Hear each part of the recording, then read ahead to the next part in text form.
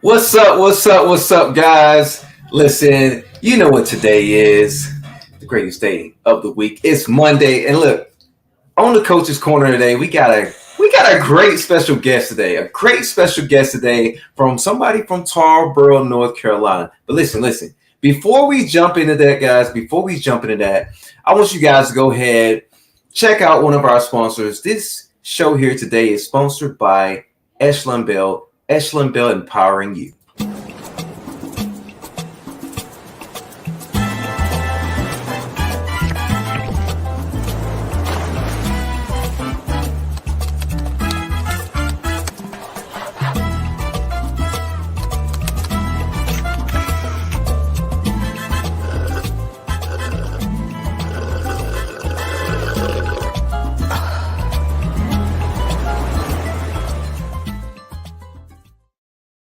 How about them Cowboys? Yeehaw!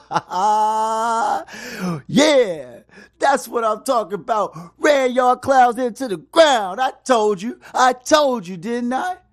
Oh, what? Oh, what? What you gotta say now? What you gotta say now? Say something. Say something. That's right. Cowboys all the way, baby. This year we the champs. Yo! Oh man, Cowboys, let's get it. Listen, I know y'all saw that game last night. We're gonna talk about that a little bit, but first, let's get to our special guest, man. This guy here, he does it all.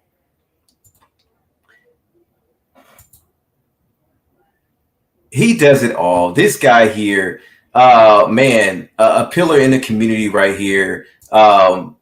This guy is a pillar in the community right here. He's a drummer.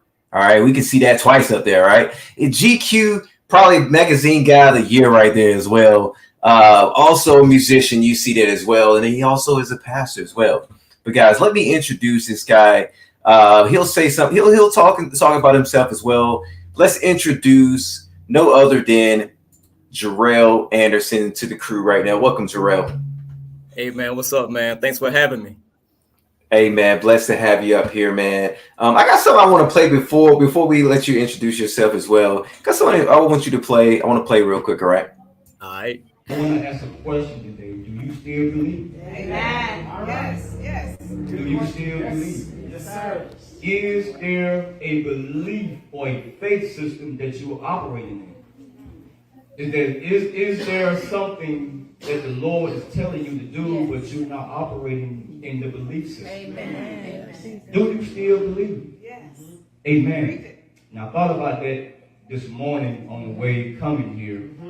And also this morning I got up and I prayed before I got here. And the Lord saying there is an assignment that you need to accomplish. Amen. That was in my prayer on this morning. Amen. And when God speaks, you know that things happen. Amen. But you have to move by faith in order to receive the manifestation of what He has said. Amen. Amen. Amen. Give God a hand of praise. Hallelujah. Glory to God. Amen. Don't get quiet on me. Yes, sir. Introduce yourselves. All right. Hello, everyone. My name is Jarrell Anderson. I am a native of Tarboro, North Carolina. And now I live in Greenville. I just turned 46. It's my birthday. Yes. A year older. Yes, sir. Happy birthday, big dog. Thanks, man. And man, just happy to be on the show, man. Thanks, man, for the invite. And man, just a good day, bro. It's a good day, man. Yes. It's a good day, man, to be here. And and again, thanks, man, for being on the show. Hey man, I appreciate having you there, man. We had a lot of great times over there. St. James, man, balling. Bruce Bowen, Michael Jordan.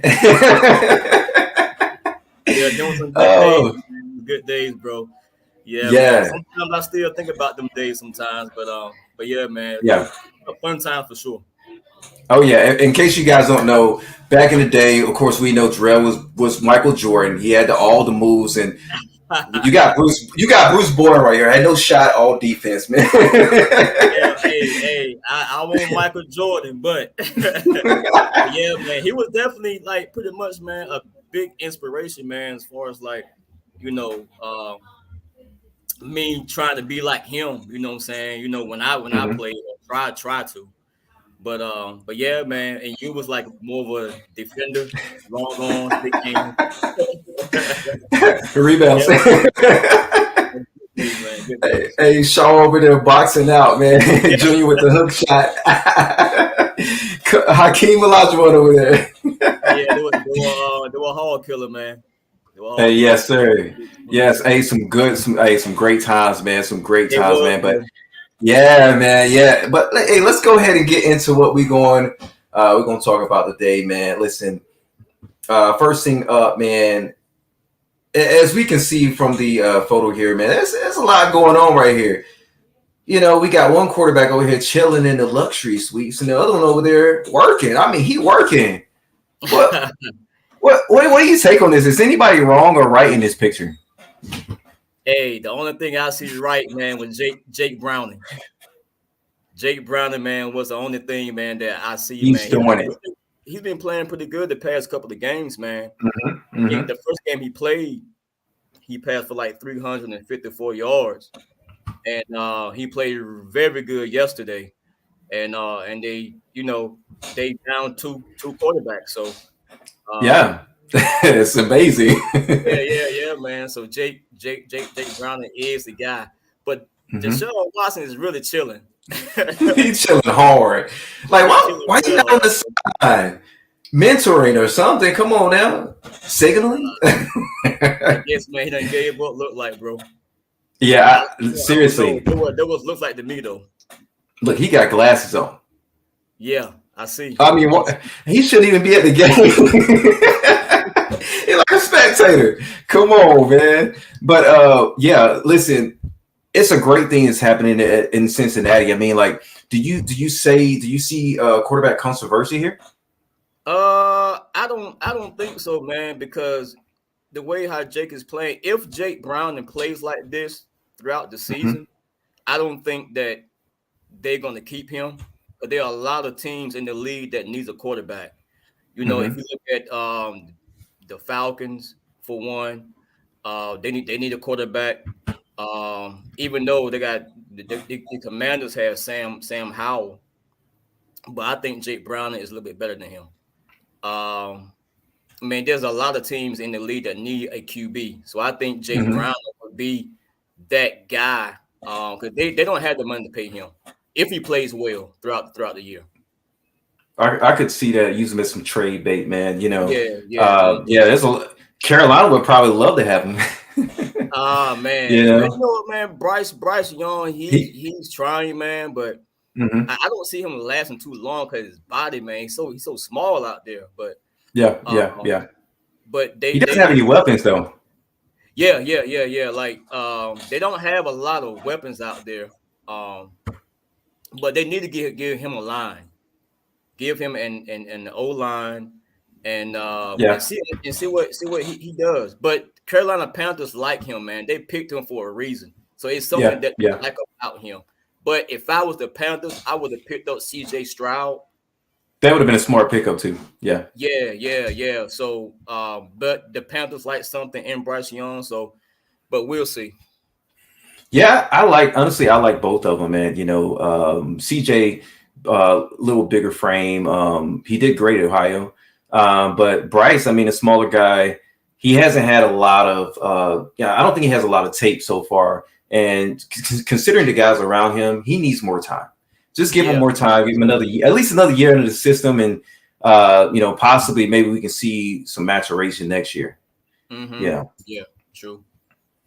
But yeah, man, hot topic right here, man. Transfer portal, man. 1,100 guys in the in the transfer portal right now, man. What do you think? Is it good or bad for college football?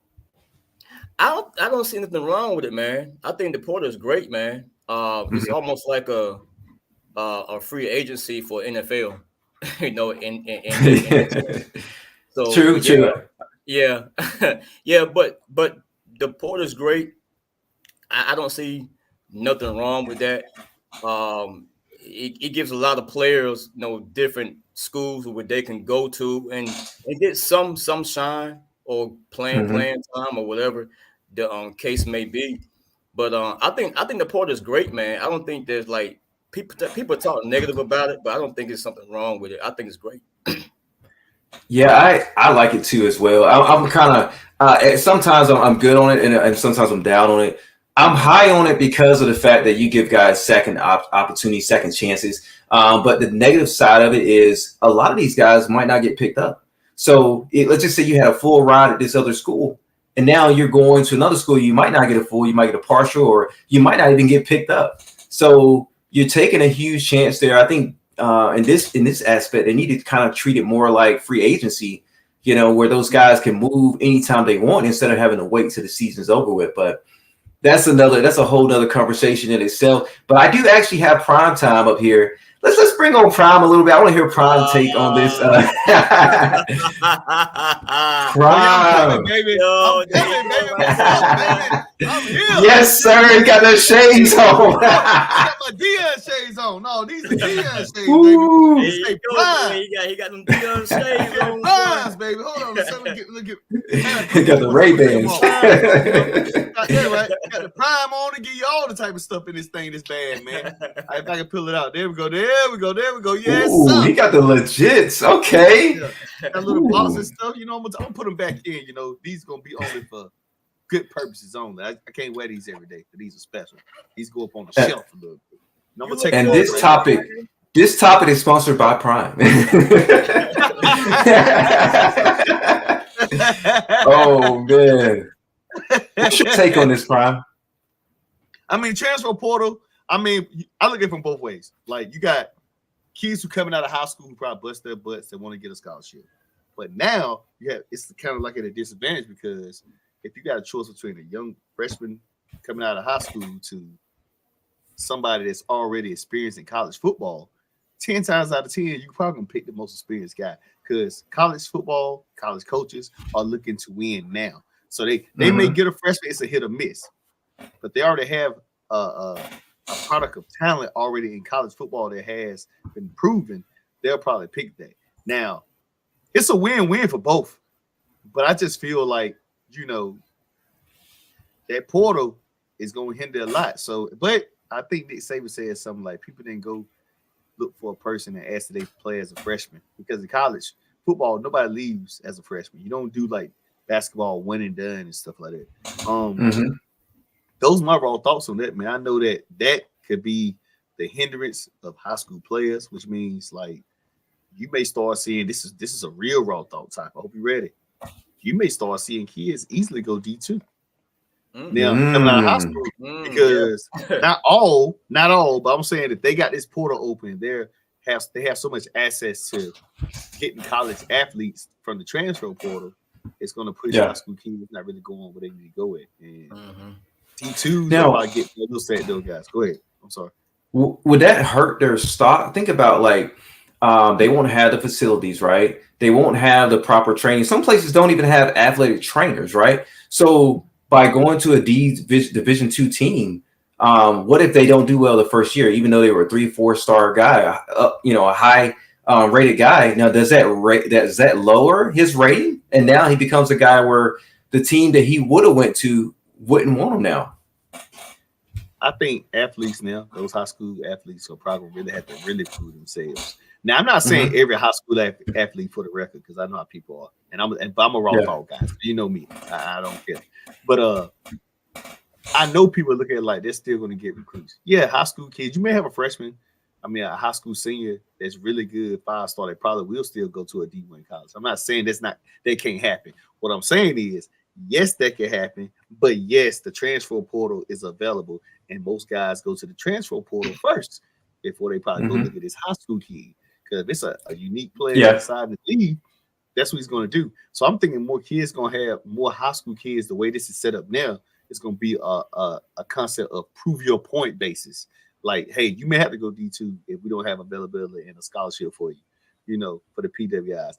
Again, not every high school kid is going to do that, but I think you're going to have to be superior now to come out of high school straight to a big time program compared to, kind of slipping through the cracks because now you got this portal. You ain't got to sit out a year no more. You can immediately transfer and start playing now.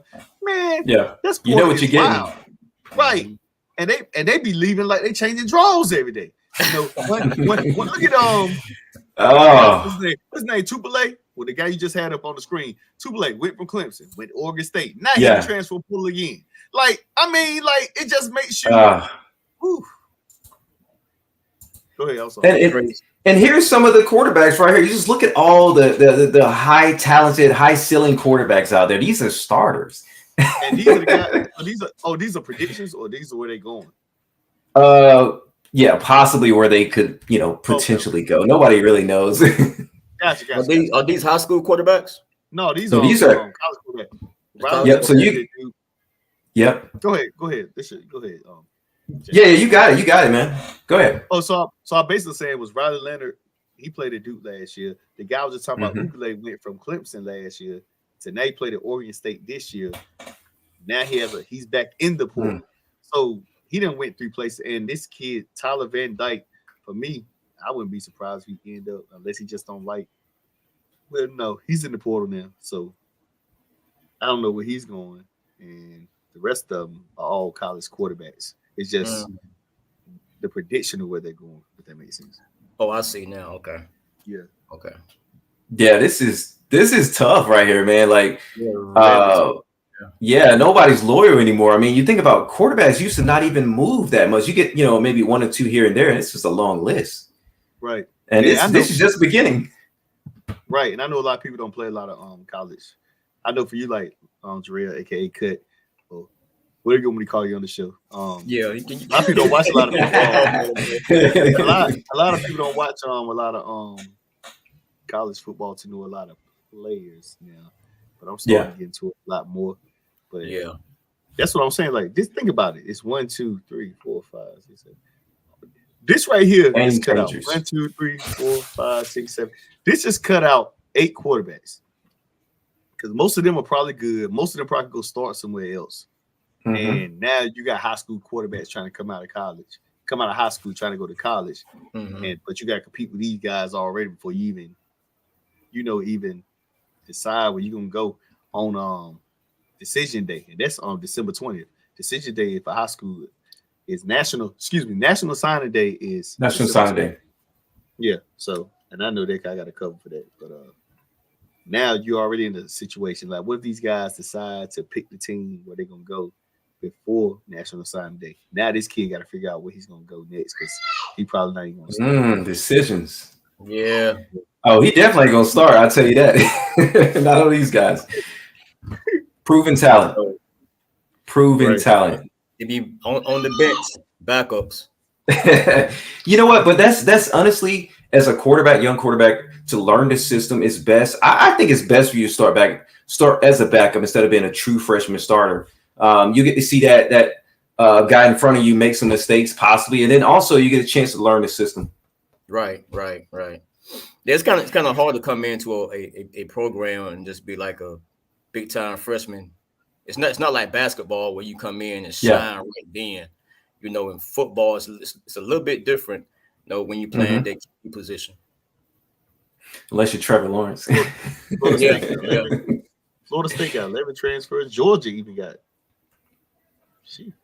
Look at NC State with 16. Oof. Wow. Yeah. Hey, Ohio State, they weren't happy about that. When they had that loss, they weren't happy. They got in that. Right, it's 14 of them. And yes, you would think like those coaches, Ryan Day still gonna be there, Dorian's still gonna be at NC State, which I'm kind of shocked. Like they're gonna turn those guys over, man. There could be guys that probably aren't guys that fit their system and fit their mold. I mean, you never know. I mean, I don't know who those guys are. That part. You're right. System always fits the player, instead of the coach. So I get what you're saying. Yeah. I didn't even think about that. Some people just don't fit systems. They go to these places, they think they'll fine. And sometimes you just got to use your natural skill and ability. But that's a whole nother story for another day, or it might be. Yeah. Big stories right there, man. Yeah, so let me get you guys' take on these games here, man. This is the New Year's 6 matchups. Which of these bowl games are you guys likely to watch? Mm. That Alabama and Michigan game looks very enticing. Roll Tide, by the way. Yeah, Michigan Alabama game definitely. I'm. It's funny, man, because like it's just two things here before we go for your I guess finish. Georgia's gonna dominate Florida State. That's even though Florida State's good on defense, I don't think they're gonna beat them without. I can see that. Yeah. Missouri and Ohio State. Raw thoughts. I don't care if I watch that or not. It's not that bad. I'm just saying I don't know if I'm just interested in that. Yeah, I mean Missouri, like Like Washington, I'm still mad. My guy got robbed for the Heisman Trophy on pennies, but that game would be a good one. Ole Miss, Penn State. They're both really good football programs this season. So I mean that could be a good game. That probably be a very competitive. I think this could be really competitive. I think Georgia's gonna dominate. But now the one that's interesting to me is the Fiesta Bowl. Liberty has lost all year, but I don't know their strength of schedule says they should be in the Fiesta Bowl. I'm just talking about strength of schedule. I need to check out their. I wish I had more of the computer here, like their strength of schedule ranking. And they play against Oregon now. Even though they've been undefeated, and Bo Nix is still there, I don't know if they stand a chance against Oregon at all. Right, I don't think they're gonna stand a chance with Oregon. But I know some people. I was in the coffee shop today, and this lady had on a Liberty shirt, which is very ironic that you brought this up here, Coach Jay. And they were talking about Liberty. Yes, said Liberty having a good season. Liberty had a good season. Yeah, we're undefeated. I said undefeated. I didn't know they were undefeated. But caught you by surprise. But the strength of schedule, and like I say, like the strength of schedule matters. Like if your strength of schedule is not that strong, and now you're the Fiesta Bowl against Oregon. Oregon's not in the SEC, but they ended the demise of the Pac-12, and they still a good team, you know. So I don't know.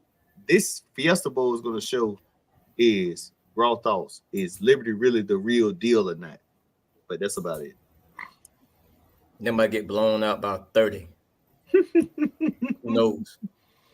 Listen, I hope they ain't playing for Click because you know who they going. You know who they going against.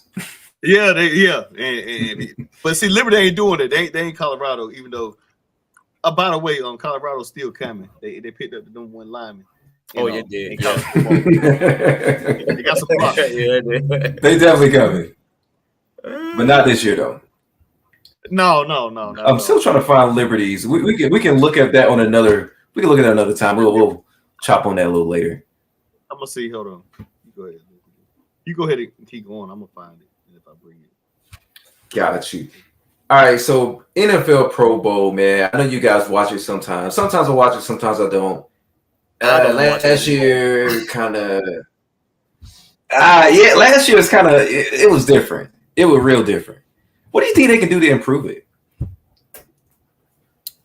Man, me personally, man, I really don't know, Coach Jay. I don't even know, man. I think I would like for them to stick with the skills challenge, like who can throw the ball the furthest. You know what I'm saying? Like, I like that. Yeah, like the 40-yard dash, or like doing the dummy drills, like as far as like who can do it in the fastest time, stuff like that, you know. But I don't know how else you can improve it. I mean, what, flag football? I don't know. Hey, you look, they are talking about it. Imagine having T.O. out there, right? T.O. out there, and you might have Brett Favre or Montana. I mean, who knows, Montana, somebody like that, you know, out there. Big name guys or something like that, you know, but I know what it is for me. Raw thoughts, man. A lot of these guys getting paid a lot of money. The Pro Bowl is not like it's just like the All-Star game, very beginning of basketball, whole bunch of dunks and fun. And these guys are playing for the All-Star ballot, but also they're looking at like we don't want to get hurt during the season. Like the All-Star game is in the middle of the season. Now, NFL season is like, okay, still. Because there's so much contact in the sport. So if somebody tears their ACL, they could be out for the next year. You know, in basketball, they kind of not so aggressive because they still playing basketball during the middle of the year. I mean, football is a whole lot of physical contact, and it's a put you on the ground type of sport. I don't think I can think of as flag football and just or I'm to the point now. Raw thoughts just name people in the Pro Bowl and don't even have to have play the game. Just hey, you in the Pro Bowl, you made a Pro Bowl. Maybe they get a bonus or make it a Pro Bowl selection, and they don't have to necessarily play because ain't nobody at the end of the season that time of year. Those guys, the way this Pro Bowl is set up, these guys just ready to get a little break from football at the moment because they get a break from football at the moment. They're ready to go home and hang out with their families. Like this, really not a thing to them, you know. But they do it because it's something that the fans need to have. Right. And yeah. The league's gonna lose some money though. They gonna hurt some pockets on that. But where they playing it? Don't they play it? I remember years ago they used to play it in Hawaii. So the fans would have to travel all the way. They play in Florida. Tampa Bay. Yeah. They moved it? I believe last year. Let me check. Last year, I think it was in Florida. Let me see. Said in Florida. Okay. I'm really over here. Take a look at now Pro Bowl. All right, it's gonna actually be in Nevada this year. That's interesting. Oh no, Las Vegas. It makes sense. Vegas. Yeah. Big market. I'm trying to find this. Yeah. Speaking of Florida, what do you guys think about the Trevor Lawrence injury? You go ahead. Well, he came back and played pretty well yesterday. Not great, but he played okay. But he looked fine to me. Mm-hmm. He looked fine. I just found Liberty University's rankings. It's 44th in college football. Yeah, they like Florida State's offense. They like Florida State strength of schedule. They have a better strength of schedule than Florida State. Florida State was at 55th. Right. And that's what that's interesting. Yeah. I had to make sure I was checking again. Yep. 44th ranked. Liberty University, Conference USA. It's 44th ranked, but the average rank would say 106. So this is from Guru Ranks. So I know this is a legit site. Yeah. But I'm gonna tell you now, they need him to do anything or even make a man, the AFC, I'm gonna just say something real. So the AFC situation, man, I'm to the point where like, you know, the teams we thought would be dominant, like Kansas City, thought everybody was gonna be healthy. You know, although this Jarrell's team, I don't know if the Bills, we don't know what they're gonna do. Hopefully they beat the Cowboys. I already know it's your team. But I'm just saying from the past few that's gonna be a tough one. Up and down. So what I'm trying to say is this is the first time in a while the AFC doesn't have a clear favorite. Everybody may say Miami, everybody may say the Ravens. I don't think they're clear favorites. I think these teams can still be beatable. You know, this is the first time we're not saying Patrick Mahomes and the Kansas City Chiefs are the favorites. You know, and Joe Burrow, of course, is out, but Brown has been playing really good football, but it's not a clear favorite. Like, it's just not a clear favorite this year. You know, you will say what it is, you know, majority of the season. It's not a clear favorite. So if they want to make a run, I think anybody on their best day play their best football, no matter what, I think any team in the AFC who gets in the playoffs can possibly get to the Shield. Now, what I will say is this. You don't want Miami Dolphins getting the home field because it's going to be hot. You don't. They like to play in their heat. You want to make them move somewhere else. Now, it's going to be tough to beat them in Miami because they fast-paced style and Mike McDaniels and them. But Jaguars living, I mean, that stadium's in Florida too. It's not as hot as Miami, but it's still hot. You need a guy like him to be at his best. When I think of the teams at AFC, I think of Jags. Texans may make a run to get in although they lost yesterday. Miami Dolphins, Buffalo Bills, Baltimore Ravens. And I'm going to tell you now, the Cleveland Browns, with all the injuries to quarterback, having to replace quarterbacks left and right, have been finding ways to win all year long. I don't know how it's defense. But yeah, defensively they have. Now they got senior citizen, more than no believe, Joe Flacco in there. Joe Flacco. And I don't know how long it will last, but it looks good for now. So they've been putting pieces at the quarterback. You know, in the NFL, your quarterback is supposed to be your leader and your go-to guy to take you over the top. You know, they've been putting a lot of pieces together. You just don't want to. I'm just saying to the point, like, you need Trevor Lawrence to be Trevor Lawrence to even have a shot in the playoffs. That's all I got for that. I can't believe you sending my guy to the rest home. Come on, senior citizen. Really, you got anything you want to say on it? Man, he got to be what? He about 38. 34, 36, 40, 38. Yeah, he about 38. Yeah, he about 38. Let's see what we got here. He was born in 85. Wow. He's still young. Right. Young man out there. Let's go. He got some more in the gas tank, you know? He got some more. I think so. But look, guys, we got the big one here. The big one. I know y'all. I know you saw it. I know you saw it. Tarboro versus Mount Airy, man. I know me and Prime, we're gonna chop on this one a little bit. We just kind of give our overview of this one, man. Just Terrell, did you see the game or you check this one out or? Yeah, I streamed it. You know, you can always point the finger at the play calling, which you know, that's pretty much everybody's biggest thing there is the play calling. But here's my thing, man. Why don't they use a different offense to where we can throw the ball more? Because teams now have film on us and they can stop the run game. Everybody said, well, it works. Yeah, it works, but also people stopping it too. So I think now as we get deep in the playoffs, you know, teams now are going back and, you know, in years past and watching our film and they're shutting the run game down. Why not just use a passing offense to where you can mix it up a little bit and do some play action? So you won't just do run all the time and stop being so predictable with your offensive scheme. Yeah. You know, I could see that, man. Prime, you got anything you want to say? I'll let you go first, and I'm gonna get my rock off. Listen, you know, I totally understand, man. Now here's the outlier to this. Okay, if Tarboro has kryptonite, right, it would be Mount Airy. It's a team that's similar. They both run the ball about 95% of the time. If they pass, it's more like a trick play or kind of like I got you, right?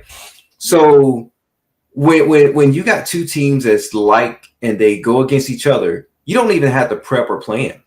You got to be gap sound, all right? You got to make sure that on the back end, if you're playing cover one, you're pass first, and then now you're coming towards the ball, you know, once run is declared.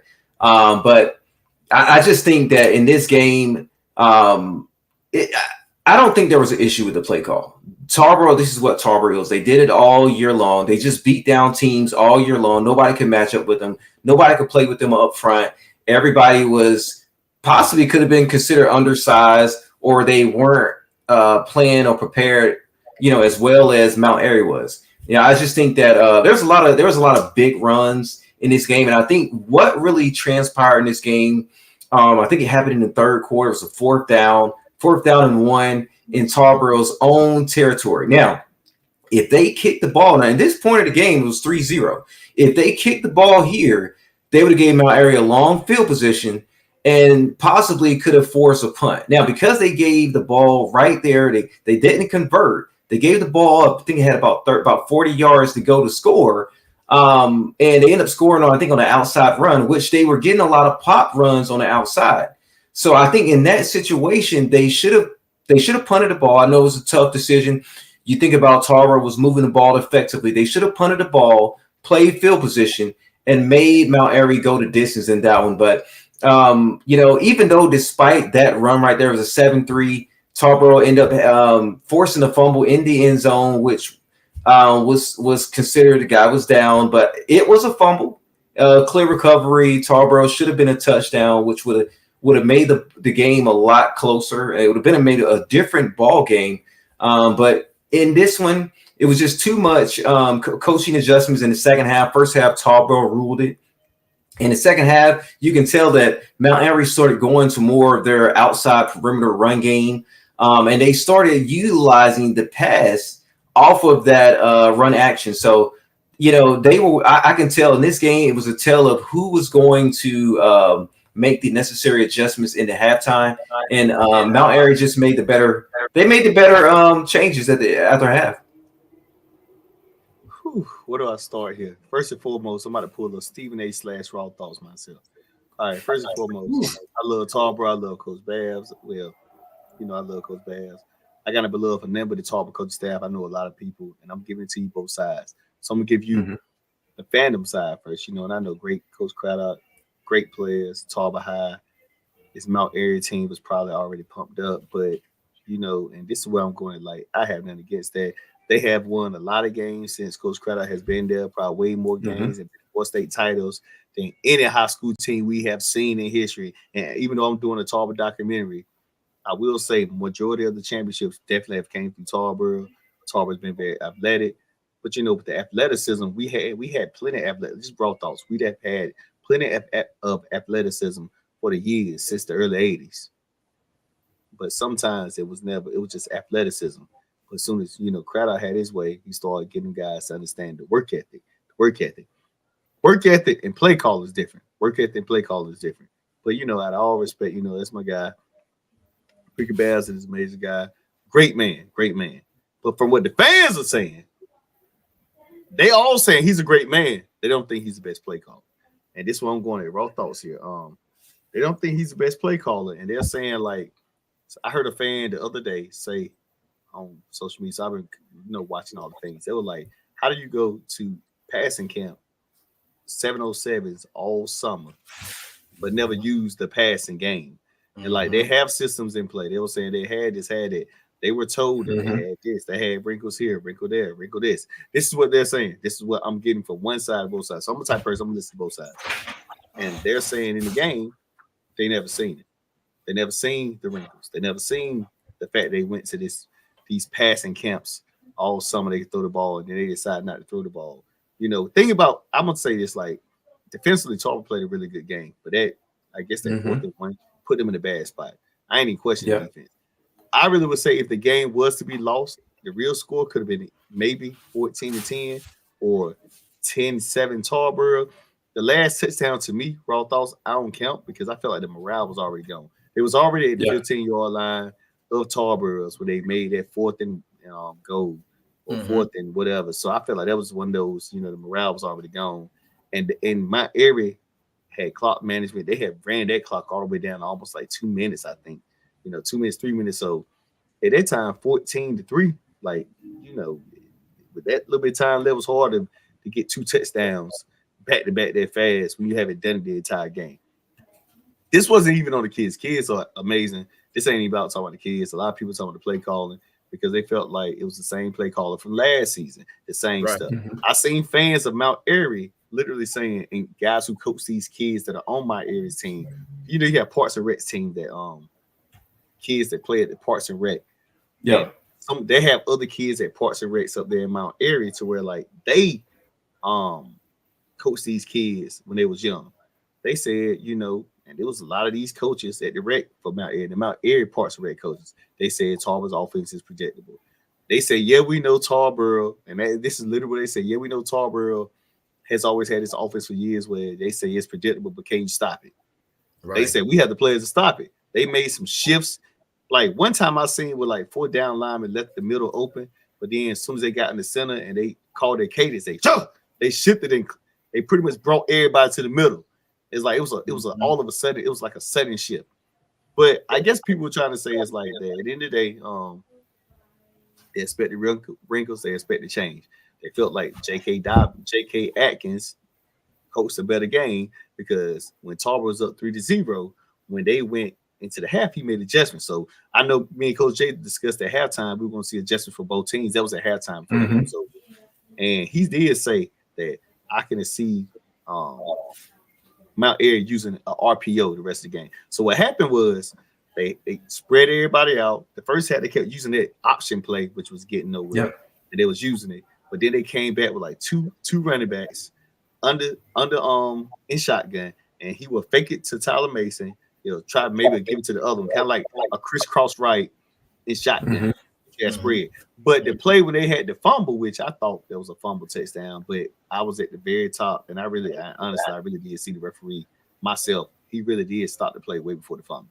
I know a lot of people talking don't like to hear that, whatever, and I get it, and it's raw thoughts, but I have to be fair. I'm in the world. I can't be biased. I work at a news station. I can't be like that. I can't be biased. So I have to give the truth, or people won't take my word as credible. So he did call the stop play before it fumbled. Although in my mind, as a fan of Tarver, my love of Tarver, I'm like, yeah, that should have been a touchdown. But the play that separated everything was after like 2 plays later. But I don't know where it came from, but it was some trickery. I guess J.K. Dobbins, whoever the offense coordinator over there, set up the same play. They was using the RPO where they could pull the ball out, or if it's a run, they'll let him hold the ball. One of the running backs hold the ball. What happened was they had the guys, wide receivers, and they set the wide receiver in motion, and they faked it to Mason, Tyler Mason, the kid in the backfield, and they like pushed it to his little brother. Actually, I think this is his brother, and he ran for 89 yards. It was kind of like a jet sweep from the wide receiver coming around, and that play was never ran in the game, but that play opened up everything because it froze Tyler Mason's ability to freeze you. He's not the fastest running back, but he's a patient back. He froze him enough to where we got a lot of tension. It clotted us in, and he went off to the side. And that was just raw thoughts, man. But a lot of fans are basically saying like the play calling must be better. I mean, yeah, we dominate every year. I think play calling. Some fans felt like that it's only 2 teams that really was better than Tarboro and all these state championships. There was Conover and Shelby back in the day. Outside that, nobody else was really better. They always feel like, yeah, you may dominate in the East with this formation, but these teams over there in the West, like that stuff is basic. Yeah. Listen to Mount Airy's fans, they're saying like it was a basic offense. And yeah, we know Tarboro has been dominating with that offense. Can you stop it all year long? But it's a lot of technique and style and work that comes into that, I guess. And they just felt like at the end of the day, variations, listen to fans, variations. You can still run the ball, but maybe be in shotgun, maybe be in an RPO, maybe get guys in space, but not bunch everybody there and maybe use the pop pass and stuff. It's so many things I've heard, so many phone calls I have gotten all weekend about what should be done, what should not be done. And I'm just the man in the media. But people want me to know, and I guess they want me to express it. But I do feel this, though. I'm going to go say this on the end. I know Baz is hurting. I'm going to be real, raw thoughts. A lot of fans don't want to care if he's hurting or not. They don't care if he's hurting or not. They don't want to hear none of that because they lost. They don't want to hear that. Even if he is hurting, fans are probably going to say, I don't care if he hurt. We don't care what he got going on. But for me, I don't think he intentionally. I don't think that he wanted to see his team lose, if that makes sense. Yeah, I feel like him as a coordinator, nobody's not saying nothing about Craddock and them. They're saying, everybody's saying high praise to him. Everybody's really just blaming Babs for the play call that he had. They're not talking about the defense. They're not talking about the head coach. I know all those people, but most people say if he's the head coach, he can make those adjustments and say something. But I know Craddock myself. He trusts all his coordinators, and he believes in what they do, and he handles the tough situation. So I do know that with Coach Craddock. But I don't think Babs wanted to see his team lose. But it's gonna be hard for him for a while to explain it to people, and he's gonna have to understand that that's what comes with this territory when you lose. Like Tarver's been spoiled winning state championships for a while under the Craddock era. So now it comes to a point where like they don't want to hear about no losing when you're in that era. Those are just my raw thoughts on that end and what I saw and what I seen. Yeah, man, I agree with you, man. Like, I mean, just think about this, right? And I'm gonna take this a little off topic. It's like if you play Madden, right? If I play Madden, I line up in goal line the whole game. How easy is it gonna be to beat my team? Very easy. You can't be so predictable, but maybe this next year they'll maybe put a wrinkle in, some shotgun, maybe some pistol. Which I think pistol will be great. Give them a little, change up. But we'll see. Maybe some I formation or something, something where they can still utilize 2-3 backs, maybe a tight or a flanker, something like that. Maybe get them some options down the field. But it remains to be seen, man. Yeah, anything else you want to say on this, Rail? Yeah, I'm kind of curious. What was the passing yardage for Tarboro this year? How many passing As you yards? know, we had we got the hold on a second. I seen the passing yard. Let me check. Hold on a second. I got the paper.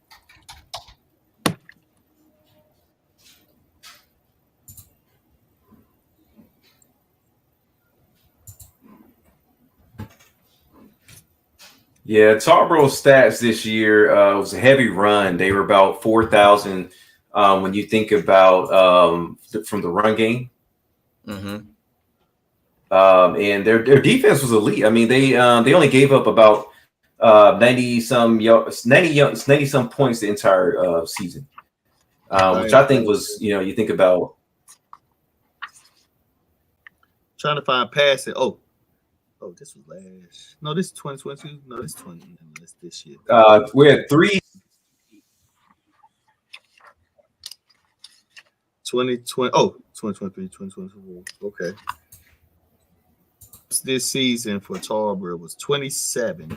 National average is 145.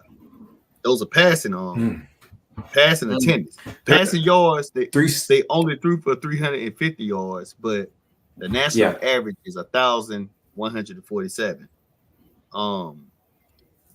Completion 16. The average is 80. Again, the passing attempts for the season was only 27. The national average is at least 145. Completion percentage is 0.593. National averages, well, that's completion percentage. They actually higher with completion percentage, but most people like their completion percentage is going to be higher because they don't throw the ball as much. So yes, completion percentage is 593, but average is 527. Mm-hmm. So yards per completion, 21.9. National average is 14.6. So they do that play action. Passing yards per game, 26.9. National average 26.9. Passing yards per game is 26.9. Pass yards per game. National average is 104.8. Completions per game, I guess they average 12 to 7.3. Passing TDs, they only had 5. National average is 12. 0.4 passing TDs per game. 0.4 was their average. I mean, their stat. Passing TDs per game. The average 0.4. I'm saying this again. 0.4 is passing TDs per game, but the national average for passing TDs per game is 12. 0.4, but passing average is really 12. Wow. I mean, you can't recreate the wheel. You can't recreate the wheel. I mean, just think about this. If you went through the whole season and you only threw the ball maybe once per game and you get to the championship, I mean, during your practice, you can't just say, hey, guys, we're going to go 10 personnel. Hey, guys, we're going to go 11 personnel. We're going to go, you know what I mean? We're going to go inside zone or something. You got to be like, hey, guys, we played with 3 backs this whole year. I don't care who we're going against. We got a brick wall in front of us. Let's knock it down. I mean, I don't see any. It's a tough. It's tough to be in that OC situation right here, man. Like you can't really change your game plan like that, man. Right. It's tough. And I look at it from both ways, so I do get it as a fan perspective because they want to see people win. I do get it. And for him, you always gonna be on the hot seat. It don't matter what you do, but but the only way you don't be on the hot seat is as long as you win. They may still say, "Hey, look, we don't like this, blah blah blah blah," but you won. But don't be blah blah blah blah blah and lose. And I think that's what people are trying to say. You know, all these people that have called, like it's been a lot of people. I mean, I ain't got to guess it because he's doing what he's supposed to do. But and that's why I say I have to get the raw thoughts. So I just can't, I understand everything, and I would never be the one. I'm not gonna do like the rest of them, bash everybody or get mad and go off. I mean, there's some people because you probably got no fight in it. Yes, I do. I'm a Tarboro guy. I love talking football. I'm doing a whole documentary on talking football. I'm passionate about talking football myself. It's just my passion don't look as explosive as your passionate, but I'm probably just as passionate because I don't have to yell and rah-rah at 24/7. I guess they expect me to be like I am with the 49ers.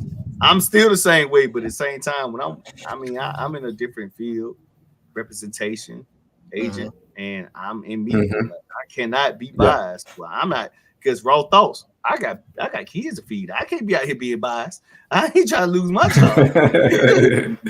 I feel you, Prime. I feel you. That's Man. raw thought. Tough, Prime. Anybody else got anything you want to say about this one? We good? Yeah, we're good there, bro. All right, man.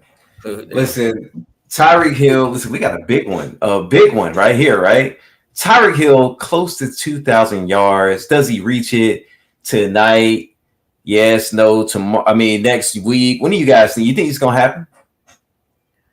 I think it's gonna All happen, he man. needs is 519 yards. Yeah, he got 4 more games. Yeah, he'll reach that. He'll get at least. Yeah, he 100 gonna games. get it, bro. Yeah, he gonna get it. And the way they be throwing the deep ball, and they count yards. All they do is they throw it to a top. He probably get that. That's That's it. easy right there. Look, I got Tyreek Hill in my fantasy. I want him to drop 500 tonight. Let's come on.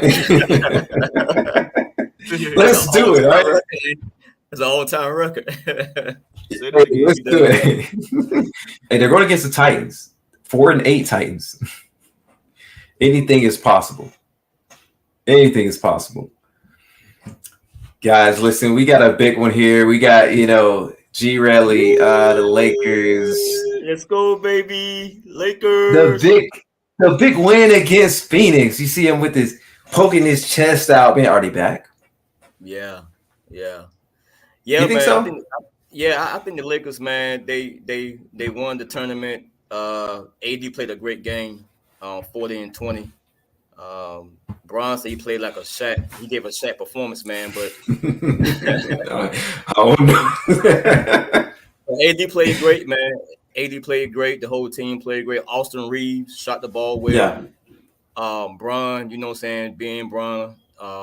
Man, what LeBron, man, what he's doing is he's dominating, bro. Like, I think he's the best player in the league at his age in his 21st season. Like, I don't see anyone coming close to what he is doing. D'Lo Russell, he kind of iffy. He kind of, you know what I'm saying, a little streaky. But for the Lakers, man, they look good, bro. They look really good. I'm not saying they're a championship team, but they are a contender for the NBA title. Okay. I got a video clip I want to show here, guys. And then I want to get you guys thoughts and opinions on this one, right?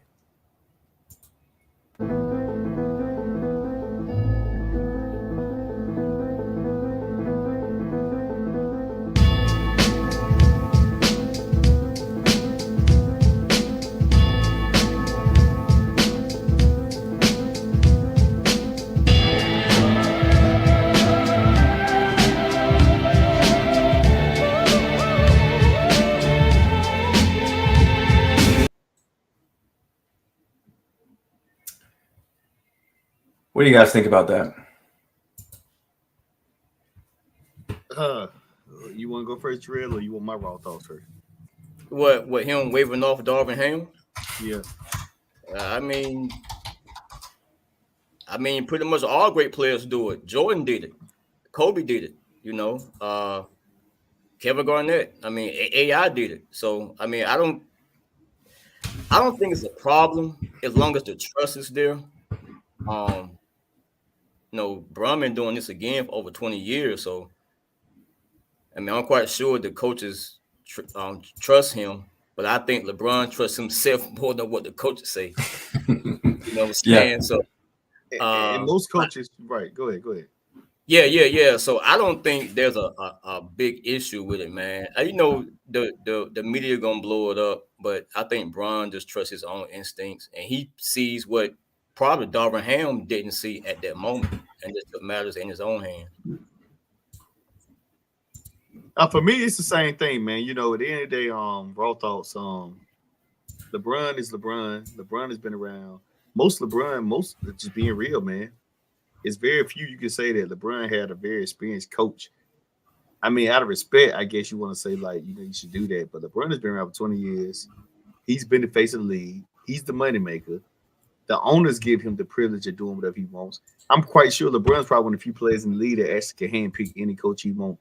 And even though at this age, he still gets the coach or whatever he has. I'm quite sure the Lakers had a conversation, say, hey, we're going to bring Darvin Ham in. You think, LeBron's not going to get the, I mean, if that was Coach K, he'll respect Coach K.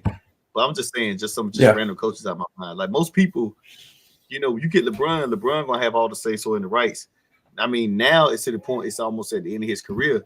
But during his career, the middle of his career, like LeBron called the shots. And I ain't saying in a disrespectful way, but it's going to be like hey, we need LeBron because LeBron brings in the money. It's not just about him on the court. It's about the value, ticket sales, all this marketing. You need LeBron for that. And in this situation, Darvin Ham really ain't done that as a coach compared to a Hall of Famer who people still compare. He's in comparison with Michael Jordan as the GOAT. And that whether we agree or disagree, they're going to, just like Kobe and all that, they're going to give him his leeway. I don't think that was more of a personal thing. It was more like, I'm LeBron James, you Darvin Ham. No disrespect, but you here because of me. It ain't like just a regular player from the Charlotte Hornets. It ain't like he get like Lonzo Ball telling him to stop. And, even though Lonzo Ball has a lot of popularity through his daddy, he's not gonna be able to do that. But that,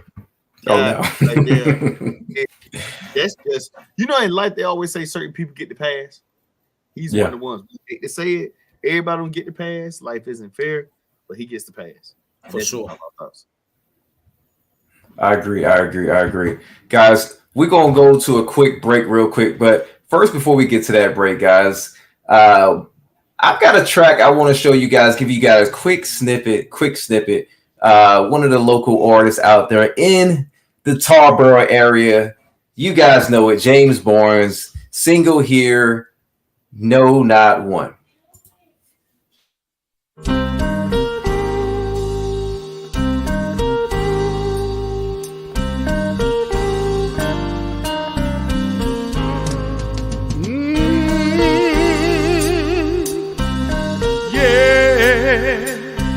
My favorite hymn, y'all.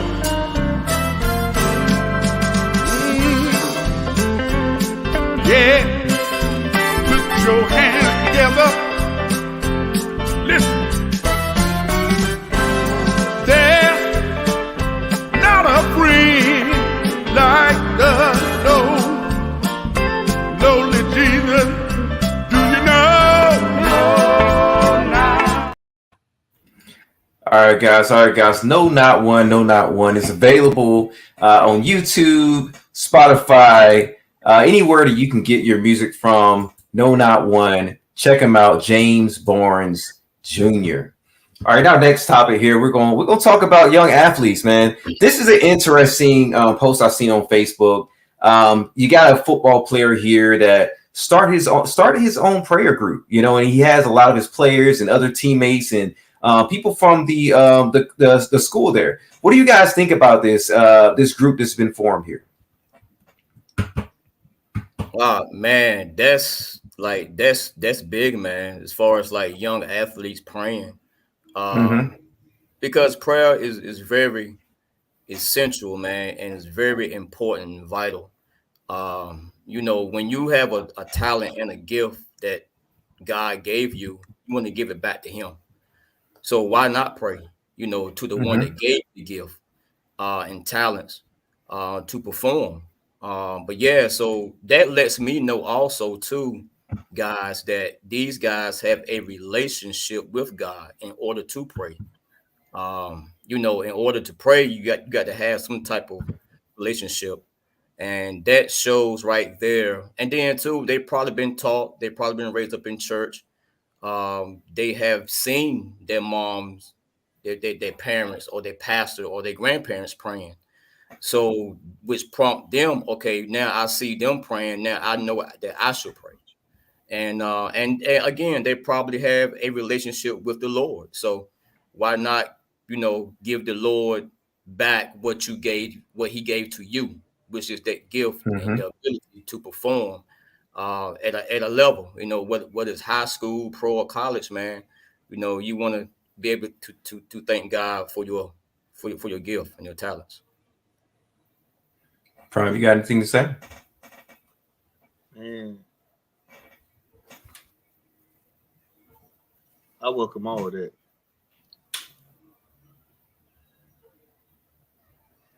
I welcome all of that, man. I mean,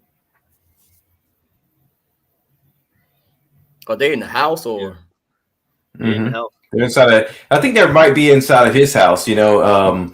But yeah, man, this is great for sports, man. I think it's great, man. You think about you've got to have a purpose and a mission for what you do, and then just making. All these guys are grounded in faith. So I mean, I love to see it, man. And you see prayer before all games, you know, the Lord's Prayer, and it's great to see things like this, man. Kudos to this guy right here, man. He's bringing so many guys along with him, man, to do great things, man.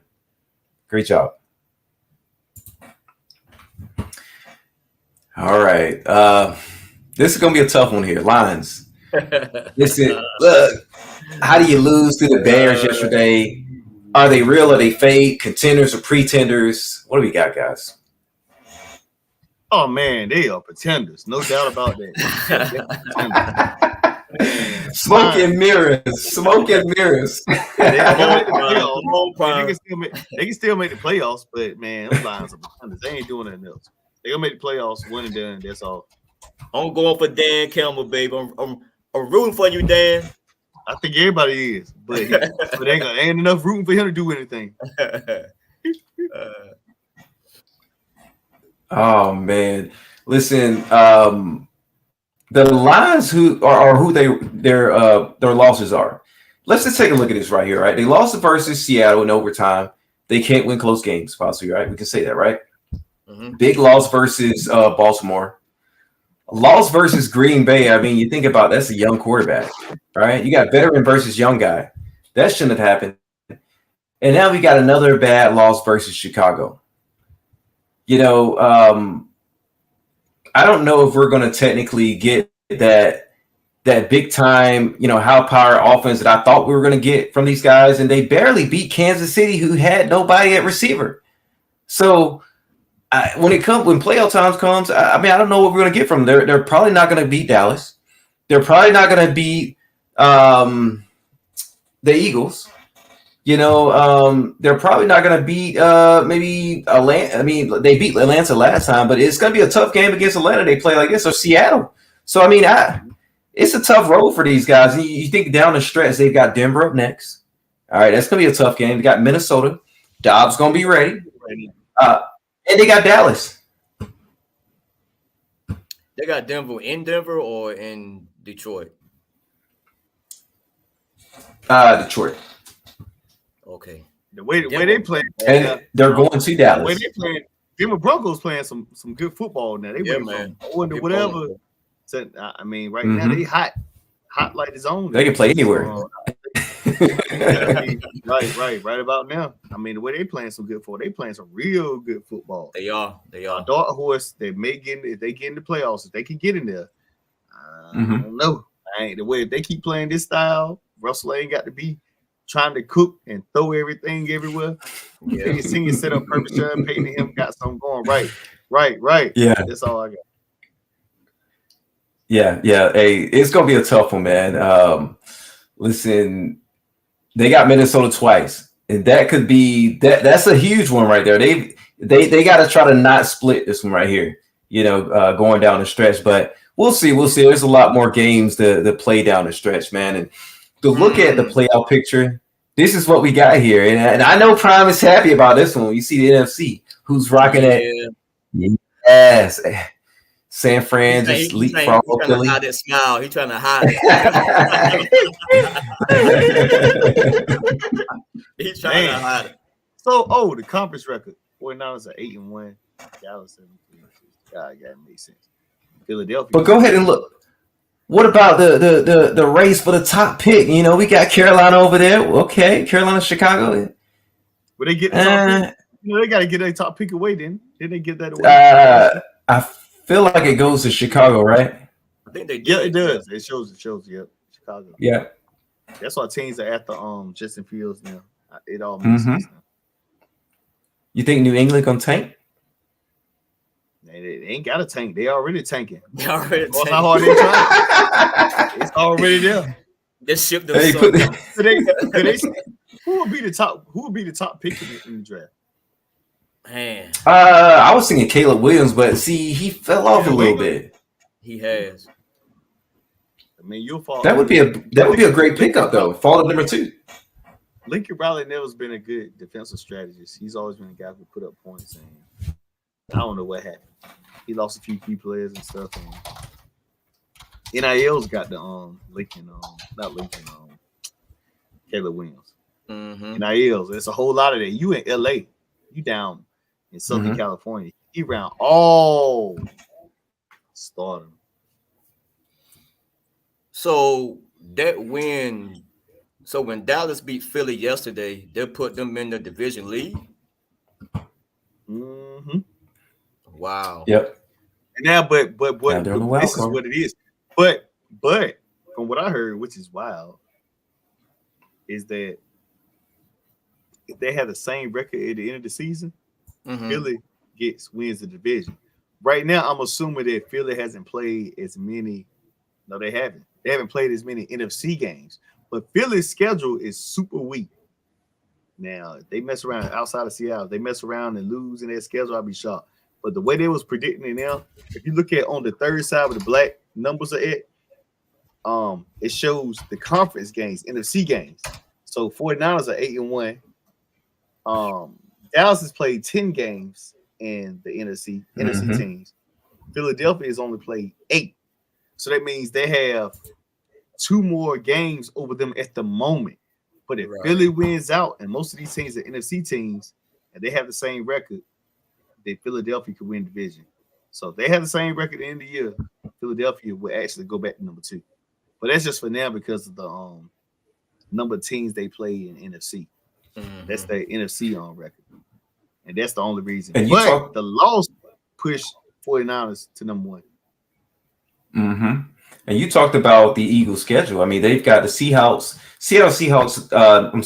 The Seahawks next, followed by the Giants, the Cards, and the Giants again. I mean, they could potentially go 4-0 right here. They could beat Seattle. Yeah. They could beat Seattle. Mhm. That's the only one I can see. Now Dallas has a tough schedule. They got Buffalo this week at Buffalo, and then they got Miami. Ooh. That's an L. So I know you would say that, of course. Hey, but Too cold up there, bro. But now they go Josh Allen. the Cowboys are on the road the next 2 weeks, so they got at Buffalo and they got to go to Miami. So if they can come out that gauntlet, if the Cowboys come out that gauntlet, oh boy, They might be Super Bowl bound. They come out of there with 2 wins. we're not gonna say Hey. Super Bowl bound. Super Bowl bound. We're gonna say, Super Bowl comes to what? San Francisco. right now, they sure does. I Mhm. think we still got some tough ones coming up. I think 49ers should be able to get past Arizona next week. Mm. But the game after that is the tough matchup. They play Baltimore on Monday Night Football at home. That's gonna be a So tough game. Christmas, Mhm. Baltimore Ravens versus 49ers. Yeah. That'll be the tough game. And after that, you got Commanders, and then you have Rams. That's it. Wow. Guys, we got a hot topic coming up here, guys. Oh boy. The biggest debate there is MJ versus Jordan. Who is the real GOAT? Who you got? Who gonna start this off? I mean, all right, I'm gonna give you raw thoughts. I start. The logical thing would say, like, most people gonna say that Michael Jordan has 6 championships undefeated. Michael Jordan's the GOAT. He's tough. He's cold-blooded. He was a stone cold killer. It just depends on like how you like basketball. Michael Jordan was a shooting guard for me, and I never had a chance to express myself. His job was to score, not to pass, to score. LeBron plays 1 through 5. I think it's just a unfair comparison because LeBron plays 1 through 5. So he has to rebound, he has to facilitate, has to get the ball to people, and he has to score. Jordan time playing back in the day, you had guys like Pippen, Rodman, guys like that. So his job was only to score. So, Jordan didn't have to do all 5, But I'm not saying that Jordan isn't deserving of the GOAT either, or Kobe and them. I'm just saying, to me, they both got different styles of basketball.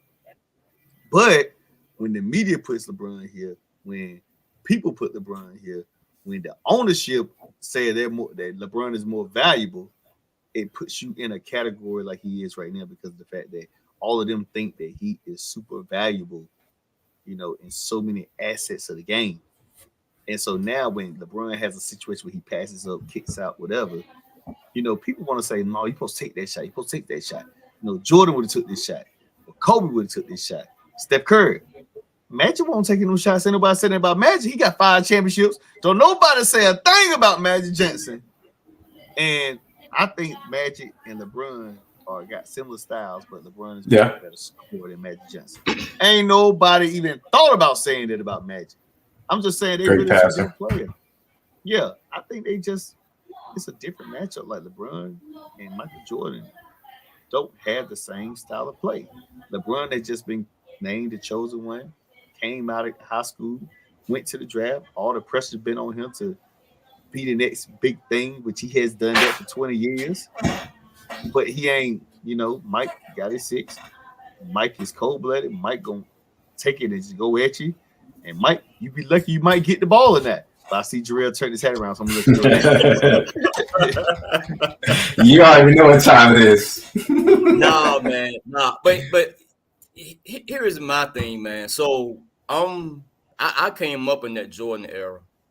So I was there throughout half of the 80s and all of the 90s.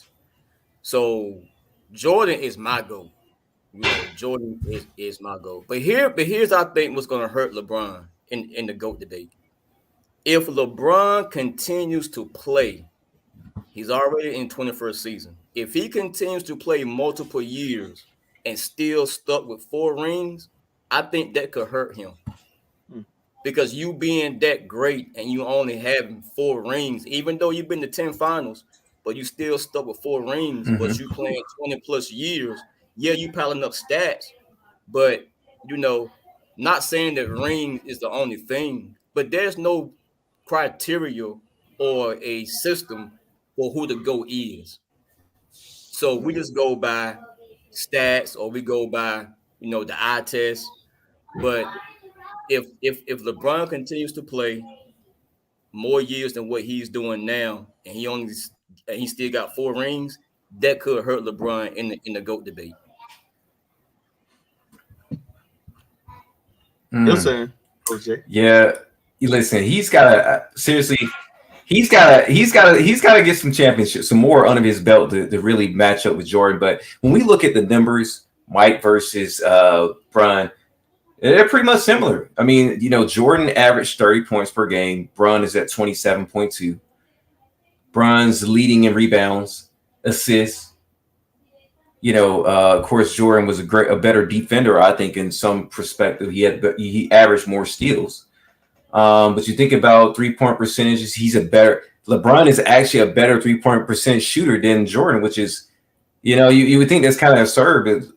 But LeBron is at 34, Jordan was at 32%. It's a wash. It's a wash. It's a wash. Got you. But you think about LeBron played so many more games than Jordan. He's done played over 400 games, more games than Jordan. I mean, you know, you think about that, and he has more points. But at the end of the day, championships matter. And can you get your guys there? Can you finish? Just like this year, when you're the guy on a team that is not as great, can you elevate them and take them to the finals or to the playoffs when you don't have the best of the guys? So I mean, this right now is I got Jordan right now as my GOAT right now, but I'm going to say this: LeBron, the numbers stacking up right now, they're a little better.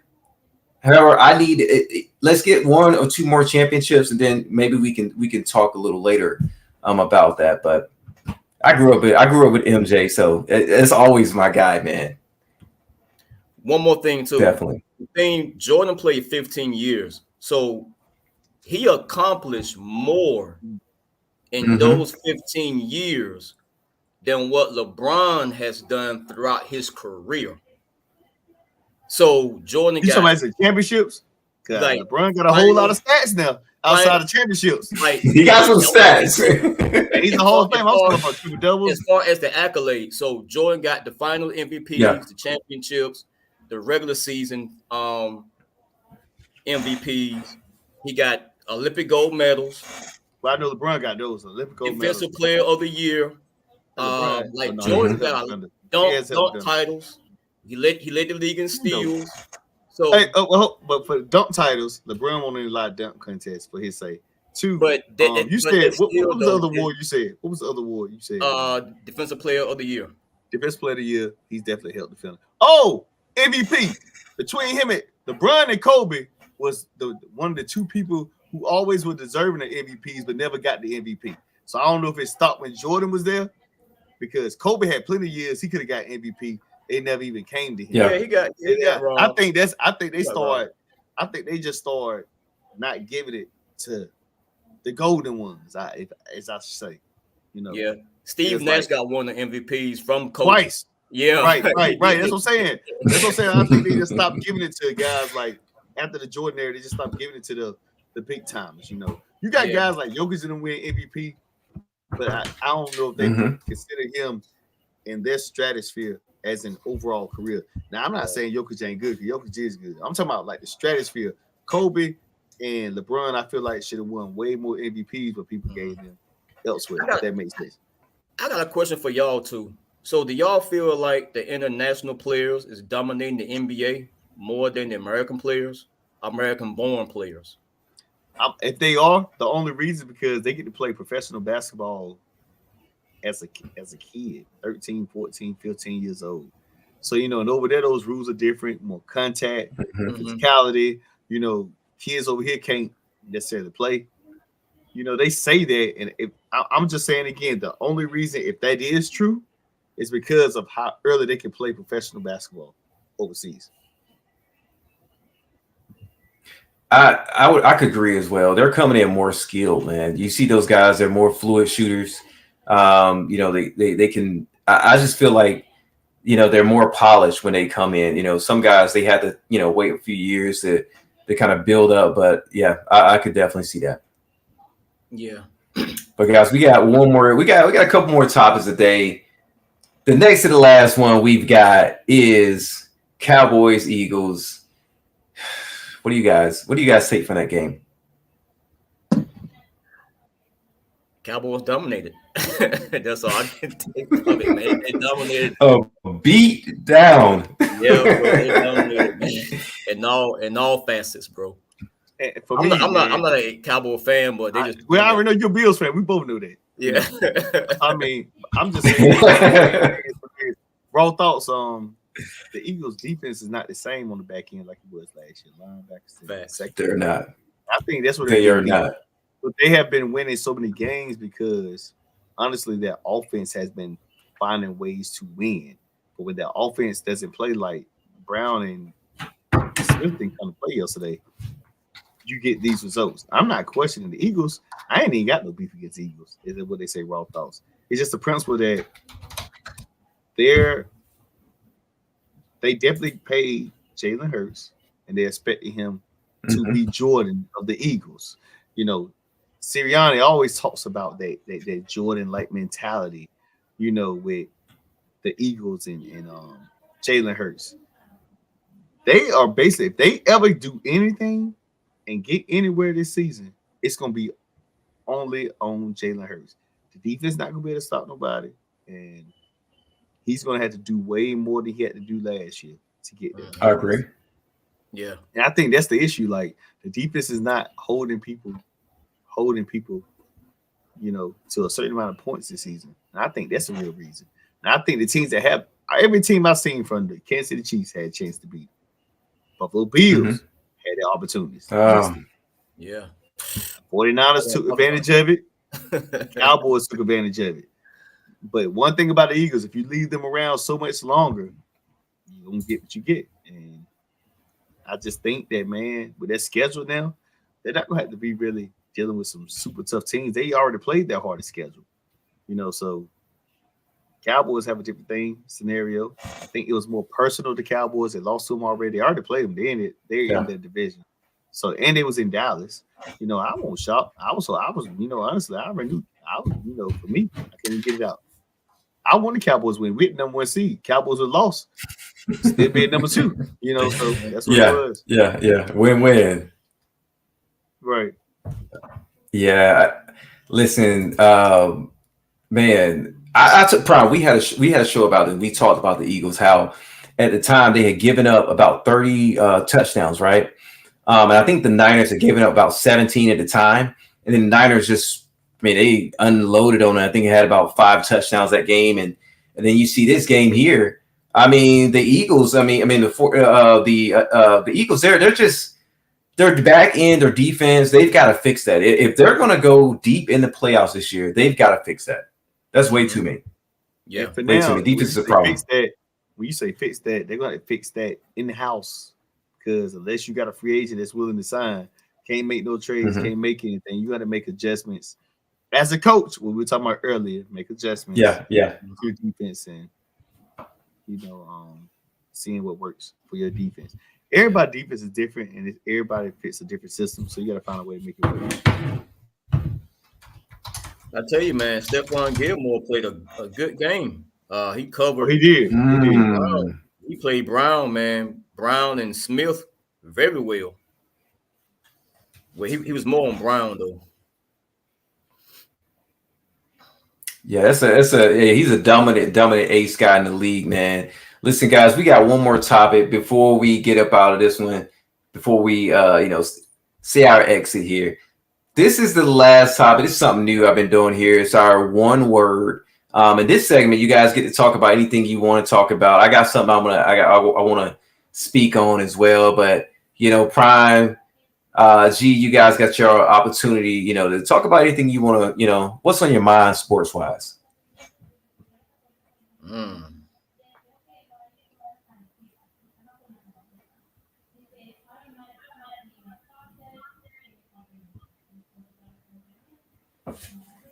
I'll go first. I'll get you guys warm up. I'll go first, man. I got mine too already.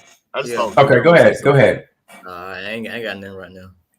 All I'm gonna say is, ladies and gentlemen, get your kids signed up for baseball, because apparently that's where the money is. And it's just raw thoughts. The money is there. This guy just signed for $700 million this weekend, $70 million guaranteed. And the crazy part about baseball players, they ain't like football, basketball players. They need all the security, they need everybody in the shows. They can walk around, they could be at your Harris Teeter in a store near you. You wouldn't even know, because people don't know a lot about baseball. You got people who do know baseball, but you also got people who don't really know a lot about baseball. But baseball is giving out some unbelievable contracts that I ain't never seen. But yeah, big money. Got that bag for sure. Hey, sure, man.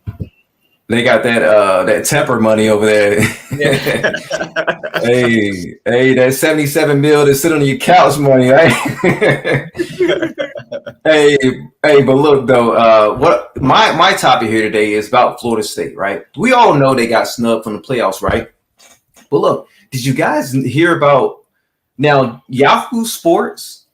Tallahassee is a local outlet down there, Gator County. They all saying, hey, it's rumored that Florida State could leave the ACC for the Big Ten within next month. Wow. How big you guys think that would be if they leave the ACC? I mean, that's when you think of power teams, that's one of the teams that makes the ACC stronger, even basketball and football. That's tough, man. They got to stay in the ACC, bro. Hey, yeah, they got to. Geographically wise, they're gonna have to fly to all their games. Yeah, I mean, maybe hopefully they can keep some of their old, maybe Florida State, Boston College, some of those things going, or maybe Florida State, Duke, and Florida State, I don't know. Hopefully they can keep some of those, maybe them versus Miami going each year or something. But it's interesting to see this as it unfolds, man. But guys, listen, I appreciate you guys being on the show tonight, man. This was an awesome one. We'll be back. Thank you, man. Thank y'all for sure. Yeah. Oh yeah. No worries. Appreciate you, Prime, bringing that Prime. Bringing the shades on. I appreciate that, big dog, man. Bringing all the flavor, man. But yes, guys, listen. We're gonna be back next Monday. We've got something else. Me and Prime. You might see us later this week. We might break down a little more of what's to come. But guys, the next thing you guys are gonna see is our sponsor. Echelon Bell. And then I got a special message for you guys, just for you Cowboy fans, real quick. How about them Cowboys? Yeah. Yeah. That's what I'm talking about. Ran y'all clowns into the ground. I told you, didn't I? Oh, what? What you got to say now? Say something. Say something.